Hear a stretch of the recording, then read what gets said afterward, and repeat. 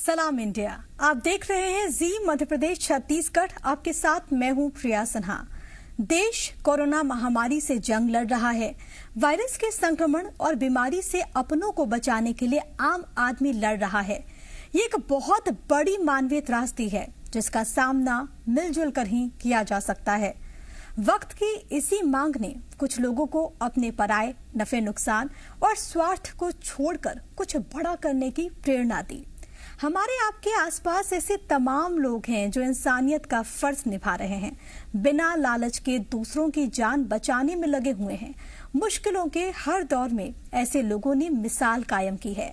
जी media ने हमेशा ऐसे लोगों के जोश, जुनून और जज्बे को सलाम किया ताकि उनकी कहानी दुनिया के सामने आ सके, उनके जैसे तमाम लोगों को और बेहतर करने की प्रेरणा मिल सके। अपनी इसी परंपरा और विश्वास को कायम रखते हुए हम ऐसे योद्धाओं को सलाम कर रहे हैं।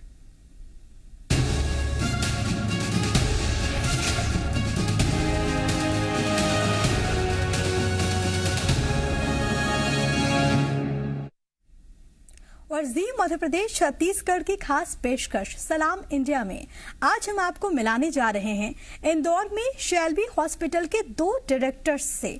हमारे साथ इंदौर में शैल्बी हॉस्पिटल से डॉक्टर अजय पारिख जुड़ेंगे। वो एमडी मेडिसिन और सीनियर कंसल्टेंट जनरल मेडिसिन है। इसके अलावा डॉक्टर योगेश शाह भी हमारे साथ मौजूद रहेंगे, एमडी मेडिसिन और सीनियर फिजिशियन हैं। दोनों ही विशेषज्ञों ने कोरोना काल में लोगों की सेवा की और इसी वजह से आज हम इन्हें सलाम कर रहे हैं। पुलिस कर्मियों के स्वास्थ्य की सुरक्षा के लिए इंदौर के पुलिस हॉस्पिटल्स में कोविड केयर सेंटर बनाने में विशेष योगदान इन्होंने दिया। शैल्बी हॉस्पिटल को कोरोना काल में सेवा भाव के लिए इस साल गणतंत्र दिवस पर सम्मानित भी किया गया है। तो इन दोनों ने इस मुश्किल के वक्त में लोगों की सहायता की है और इसी वजह से आज हम इन्हें सलाम कर रहे हैं, इनके जोश को सलाम कर रहे हैं, इनके जज्बे को सलाम कर रहे हैं, क्योंकि यकीन मानिए कोरोना के वक्त में सबसे ज्यादा जरूरी है कि ऐसे योद्धा साथ आएं और हम मिलकर देश को इस महामारी से बाहर निकाले, विजय बनाएं। और आज हम आपको इन दोनों डॉक्टर्स से भी मिलवाएंगे, उनके अनुभवों को जानेंगे, क्या कुछ चुनौतियां रही वो हम आपको बताएंगे और इसके साथ ही साथ तमाम तरह के सवाल कोविड-19 को लेकर जो कि आपके जहन में भी हैं वो भी हम उनसे जानने की कोशिश करेंगे कि आप इस दौरान क्या कुछ करें, क्या ना करें।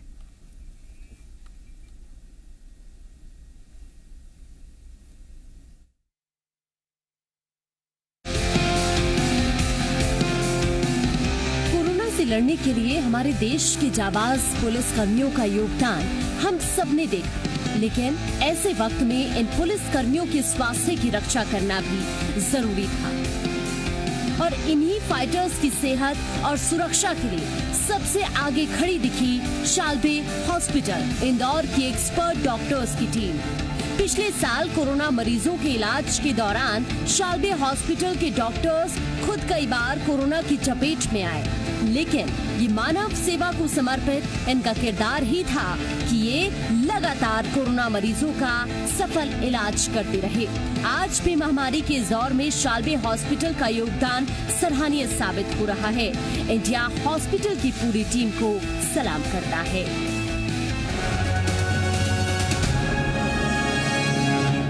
तो देखा आपने कि किस तरीके से ये दूसरों की सहायता कर रहे हैं और खास तौर पर वैसे पुलिसकर्मी जो कि इस वक्त अपनी जान की परवाह किए बगैर लोगों की रक्षा के लिए अपने घरों से बाहर हैं। वैसे लोगों की सुरक्षा हमारे धरती पर मौजूद है भगवान इस वक्त 24 घंटे करते हैं। और ऐसे में बड़ी बात यह है कि शैल्बी हॉस्पिटल की ओर से भी तमाम तरह के कदम उठाए गए। दोनों ही विशेषज्ञों ने कोरोना काल में लोगों की मदद की, सहायता की। पुलिस कर्मियों के स्वास्थ्य की सुरक्षा के लिए इंदौर के पुलिस हॉस्पिटल में भी यहाँ तक कि कोविड केयर सेंटर बनाने में विशेष इन्होंने योगदान दिया है। इस क्रम में कई सारी बाधाएं भी आई, कई डॉक्टर्स ऐसे जो कि संक्रमित भी हुए, कई नर्सिंग स्टाफ ऐसे जो भी इन्फेक्टेड हुए, लेकिन उसके बावजूद इन्होंने हार नहीं मानी और लगातार निस्वार्थ भाव से लोगों की सेवा करते रहे और अपने कर्तव्यों का निर्वहन करते रहे। आज जी मीडिया वैसे लोगों को सलाम कर रहा है और ऐसे योद्धा जो कि इस पल में भी लगातार डटे हुए हैं आम लोगों की रक्षा के लिए, उन्हें हम सैल्यूट कर रहे हैं।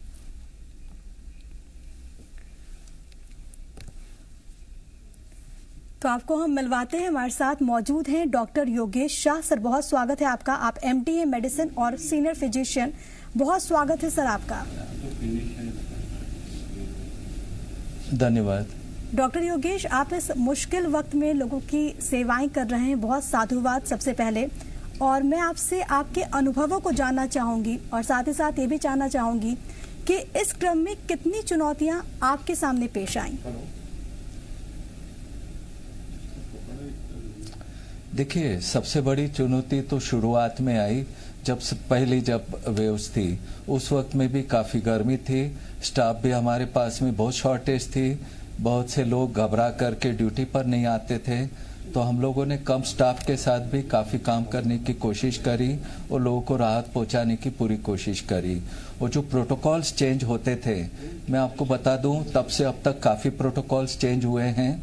एक चीज़ मैं अपनी तरफ से और बताना चाहूँगा कि आजकल देखें तो कम से कम 14-15 तरह की गोलियां, जैसे ही पेशेंट कोरोना पॉजिटिव आता है उसको 14 से 15 प्रकार की गोलियां लिख दी जाती है, जो कि टोटली अनावश्यक है।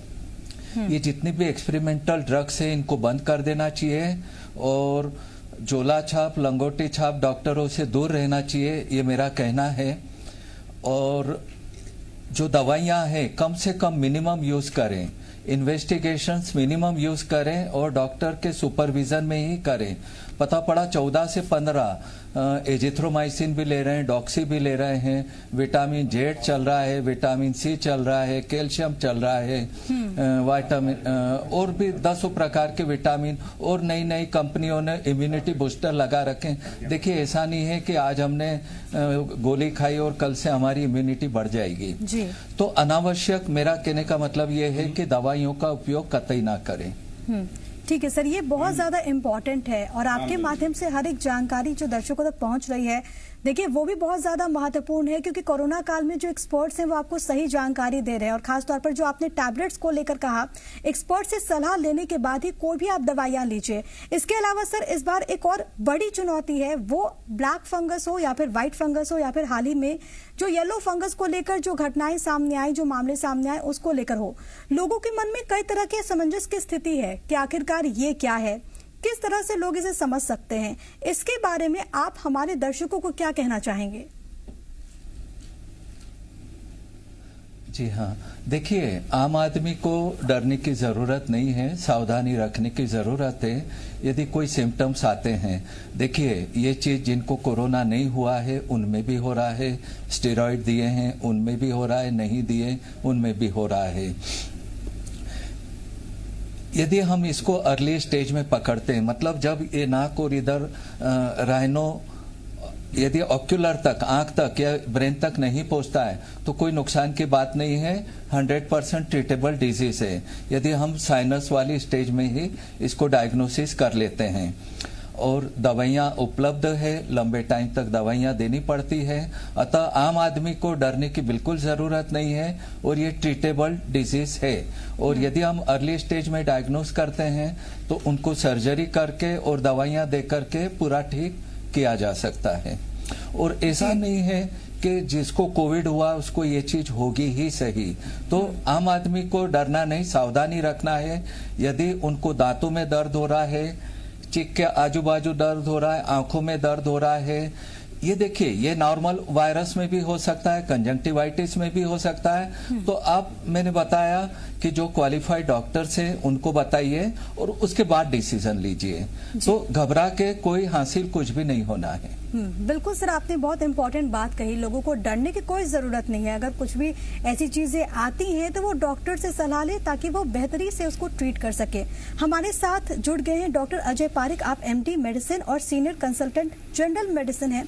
सर बहुत स्वागत है आपका भी। और आपसे भी डॉक्टर अजय, मैं यही समझना चाहूंगी कि कोरोना काल में जब तमाम तरह की चुनौतियां हमने देखी और खतरा डॉक्टर्स पर भी, हेल्थ वर्कर्स पर भी, ऐसी विपरीत स्थिति में आप लोगों का अनुभव क्या कुछ रहा, क्योंकि लगातार आप लोग डटे रहे लोगों की सेवा के लिए?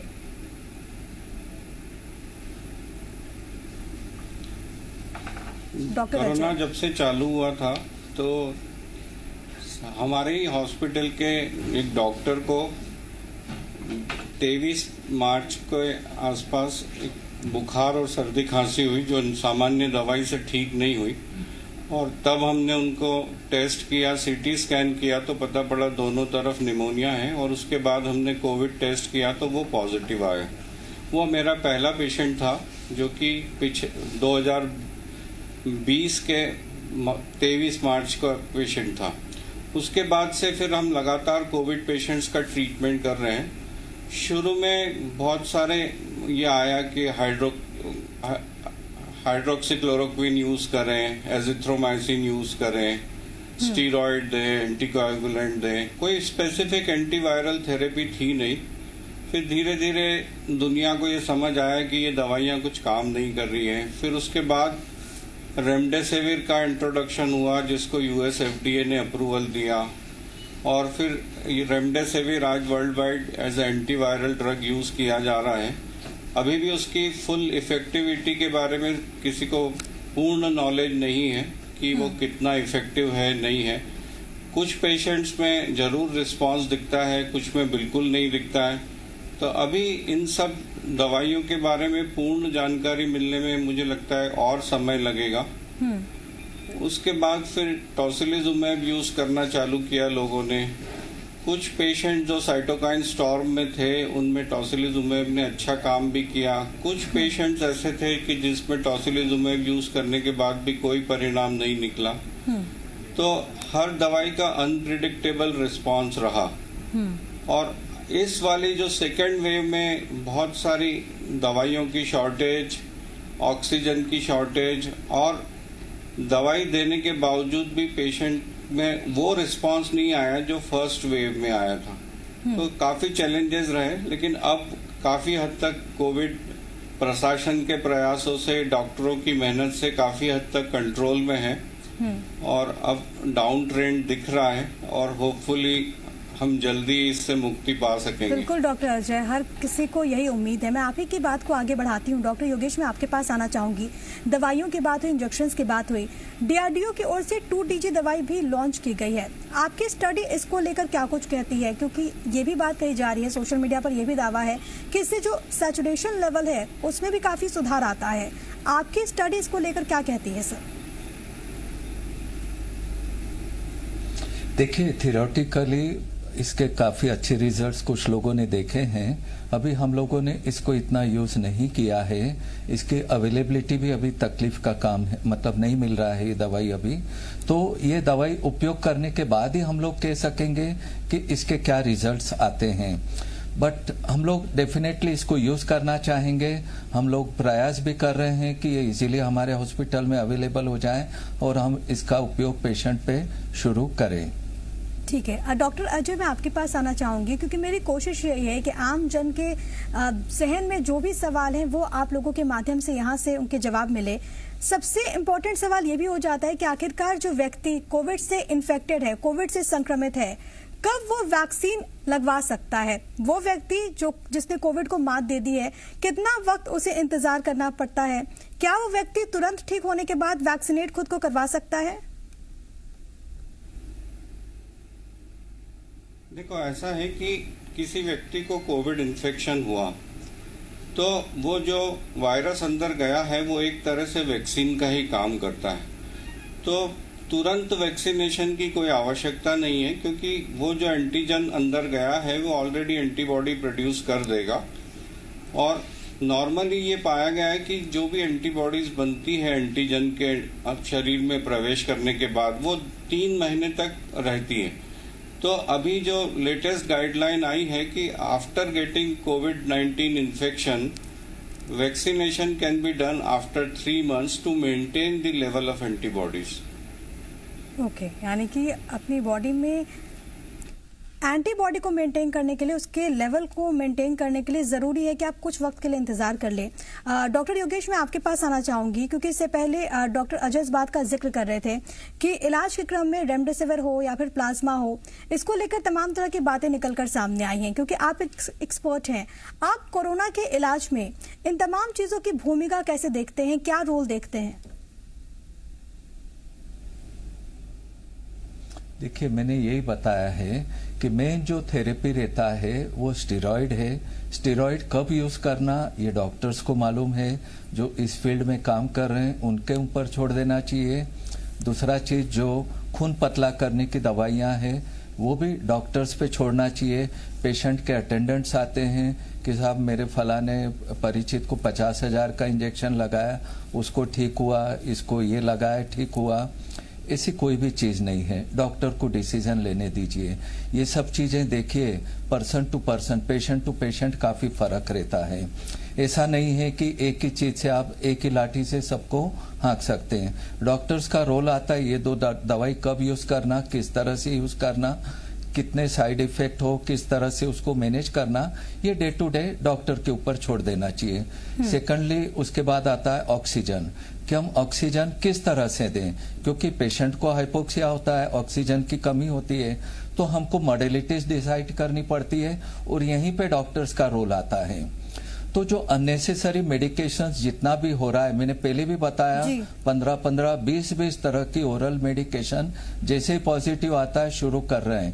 बहुत सारे बाजार में इम्यूनिटी बूस्टर्स बिक रहे हैं, काढ़े बिक रहे हैं, इनसे कितने दूसरे नुकसान हो रहे हैं ये हम लोग समझ रहे हैं। अतः लोगों से यही निवेदन है कि क्वालिफाइड डॉक्टर से अपना इलाज कराएं, लंगोट छाप झोला छाप डॉक्टरों से दूर रहें। ठीक है, यानी कि ये बहुत ज़्यादा ज़रूरी है। जो भी डॉक्टर जिसके ट्रीटमेंट में आप हो वो तमाम चीज़ों को लेकर ही आपको कोई मेडिसिन रिकमेंड करते हैं, आपकी जो स्थिति है, और ये पर्सन टू पर्सन वैरी करता है। डॉक्टर अजय, मैं आपके पास आना चाहूंगी, क्योंकि जब आप नहीं जुड़े थे तो हम ब्लैक फंगस के बारे में बात कर रहे थे। इसकी जब वजह सामने आई तो ये भी देखा गया कि बहुत सारे ऐसे पेशेंट जिन्हें कोविड के ट्रीटमेंट के दरमियान स्टेरॉइड्स दिया गया हो और वो अगर इसे कंटिन्यू कर रहे हैं, अगर ज्यादा मात्रा में दी गई हो ये दवाई, उसके बाद उनमें खतरा ज्यादा होता है। आप इसको लेकर क्या कहेंगे? और इसके साथ ही इसी से इंक्लूडिंग एक और सवाल कि क्या हर एक कोविड पेशेंट को स्टेरॉइड देना जरूरी है? ये कोविड पेशेंट में सबसे पहले इस सवाल का जवाब देना चाहूंगी कि कोविड पेशेंट में स्टेरॉइड देना जरूरी है क्या? तो वर्ल्ड वाइड ये पाया गया कि ये जो कोविड की वजह से जो लंग्स में या दूसरे ऑर्गन में डैमेज होता है वो एक एंटीजन एंटीबॉडी मीडिएटेड रिएक्शन है।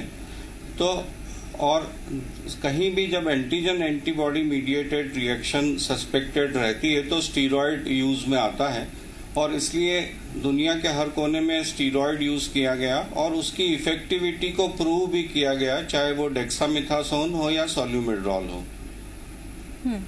अब ब्लैक फंगस होना स्टीरॉयड के बाद, अब ऐसे भी पेशेंट्स आए जिनको कोविड कब होके गया मालूम नहीं, उन्होंने स्टीरॉयड रिसीव ही नहीं किया, फिर भी ब्लैक फंगस हो गया।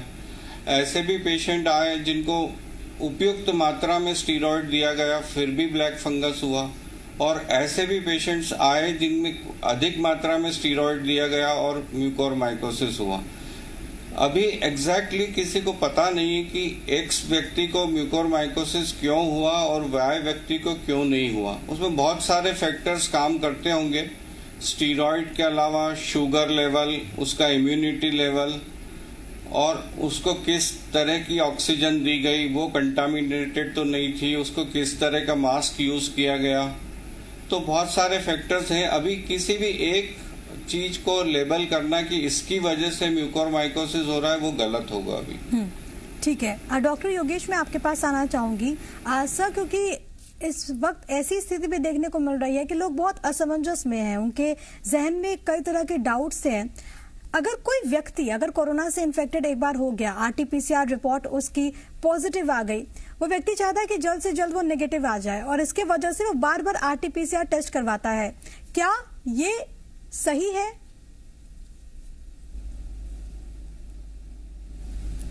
देखिए, इस कोरोना ने लोगों को बहुत सारे टेस्ट नाम याद करवा दिए, बहुत सारी मेडिसिन याद करवा दी है, और मैं देखता हूँ बहुत से अटेंडेंट्स डॉक्टर्स का काफी समय ले लेते हैं इन चीजों से बहस करने में। पता पड़ा कि वो सीटी स्कैन पे और सीआरपी, डी डाइमर, फेरिटिन सब करके आ जाता है, जिसकी उसको जरूरत है या नहीं वो डॉक्टर को मालूम है कि करना या नहीं करना। सब चीज करके आ जाते हैं, फिर डिस्कस करते हैं। आरटीपीसीआर देखिए, यदि पॉजिटिव आ गया है पेशेंट तो एक चीज समझिए, सबको समझने की जरूरत है, आम आदमी, वेरी डॉक्टर्स में भी, कि पर्सन 12 दिन तक एवरेज इन्फेक्टिव रहता है, उसके बाद वो इन्फेक्टिव नहीं रहता है।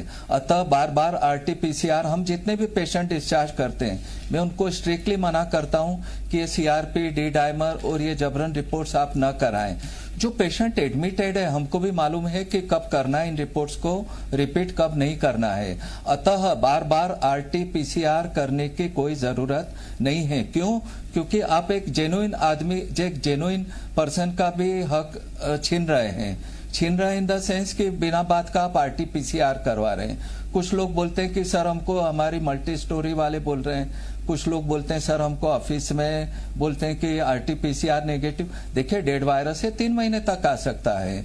किसी को सीटी स्कैन में है कि भाई इतना % इन्फेक्शन है, अब वो डिसॉल्व होते होते जो पेचेस, धब्बे दिखते 2, 2.5, 3 महीने तक भी जाते हैं, तो डजंट मीन कि ये पेशेंट की खराबी है। अतः बार बार इन टेस्ट करवाने का कुछ भी औचित्य नहीं है और बिल्कुल भी नहीं करना चाहिए। इससे उस किट का भी वेस्टेज हो रहा है, आपके पैसे का भी नुकसान हो रहा है।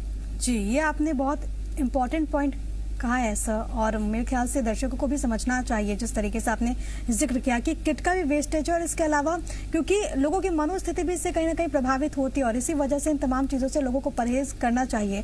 डॉक्टर अजय, मैं आपके पास आना चाहूंगी। पोस्ट कोविड हम देख रहे हैं कि लोगों में बहुत सारे सिम्टम्स जो कि इस बार इस दूसरी वेव में डेवलप हो रहे हैं। पोस्ट कोविड रिहैबिलिटेशन का क्या महत्व है, क्या कहना चाहेंगे हमारे दर्शकों को? पोस्ट कोविड केयरिंग कितनी ज्यादा जरूरी है? देखो, पोस्ट कोविड जो भी सिम्टम्स हैं वो इस चीज पे बहुत लार्जली डिपेंड कर रहे हैं कि उसका कोविड इन्फेक्शन किस लेवल का हुआ। जिसको माइल्ड कोविड इन्फेक्शन हुआ वो 14 दिन से 28 दिन में ठीक हो जा रहा है। जिसको मॉडरेट हुआ उसको और 2 से 3 महीने का समय लग रहा है, और जिसको सीवियर इन्फेक्शन हुआ उसको 6-6 महीने तक कुछ न कुछ सिम्टम्स परसिस्ट कर रहे हैं, जैसे कि हाथ पांव दुखना, सांस लेने में थोड़ी तकलीफ होना, एक्सर्शनल कैपेसिटी कम हो जाना, फटीग रहना। ये सारे सिम्टम्स वो उसका किस लेवल का कोविड इन्फेक्शन हुआ था उस पर डिपेंड कर रहा है वो। ठीक है सर, अगर ये ज्यादा हुआ ये तो पेशेंट ठीक होके चले गए तो इनके रिहेबिलिटेशन जी प्लीज बहुत इम्पोर्टेंट है, क्योंकि ये कैसे अपने नॉर्मल लाइफ पे रिटर्न करें उसके लिए rehabilitation is an important step. ठीक है, और इसका ख्याल भी हर किसी को रखना चाहिए। बहुत धन्यवाद आप दोनों का हमारे साथ जुड़ने के लिए, महत्वपूर्ण जानकारी हमारे दर्शकों तक पहुंचाने के लिए। और कोरोना के इस वक्त में क्योंकि आप लोगों की मदद कर रहे हैं, लोगों की सहायता कर रहे हैं अपनी जान की परवाह किए बगैर, तो इसके लिए आपको फिर से धन्यवाद, आपको फिर से सलाम और बहुत साधुवाद, शुभकामनाएं आप दोनों को। बहुत धन्यवाद, बहुत शुक्रिया हमारे साथ जुड़ने के लिए। तो कोरोना के इस वक्त में गरीबों के मददगार बनने वाले जी जी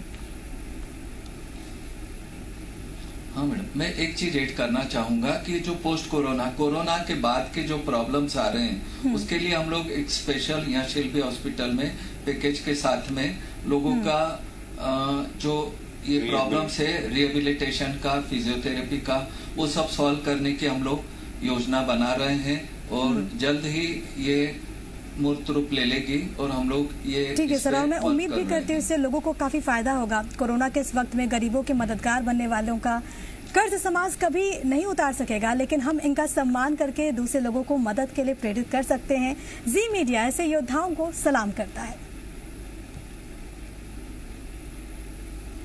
धन्यवाद। तो बहुत धन्यवाद सर आप दोनों का हमारे साथ जोड़ने के लिए। तो ऐसे मुश्किल वक्त में वो लोग जो कि इंसानियत का फर्ज अदा कर रहे हैं, अपनी जान की परवाह किए बगैर दूसरे लोगों की सेवा कर रहे हैं, ऐसे लोगों को सलाम करता है इंडिया। इसी के साथ इस खास पेशकश में इतना ही। नमस्कार।